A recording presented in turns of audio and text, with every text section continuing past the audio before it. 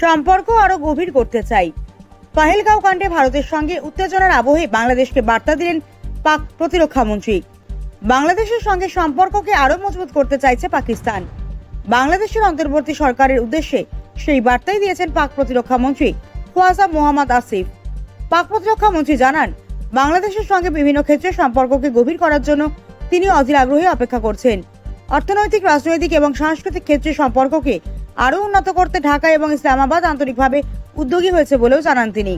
ঘটনাচক্রে ভারত এবং পাকিস্তানের কূটনৈতিক সম্পর্কের অবনতি এবং উদ্ভূত উত্তেজনার পরিস্থিতিতে বাংলাদেশের সঙ্গে সম্পর্ককে আরও দৃঢ় করার বার্তা দিলেন আসিফ। গত শুক্রবার ইসলামাবাদে বাংলাদেশ হাই কমিশনের একটি অনুষ্ঠানে আয়োজিত হয়। সেখানে প্রধান অতিথি হিসেবে আমন্ত্রিত ছিলেন পাক প্রতিরক্ষা মন্ত্রী আসিফ। পাকিস্তানি সংবাদ মাধ্যম জিও নিউজ জানিয়েছে, ওই অনুষ্ঠানে বাংলাদেশের উদ্দেশ্যে বন্ধুত্বকে আরও গভীর করার বার্তা দেন তিনি। বাংলাদেশের অন্তর্বর্তী সরকার এবং সে দেশের সাধারণ মানুষকে শুভেচ্ছা জানিয়ে পাক প্রতিরক্ষা মন্ত্রী জানান, ঢাকার সঙ্গে সম্পর্ককে ইসলামাবাদ অত্যন্ত গুরুত্বপূর্ণ বলে মনে করে।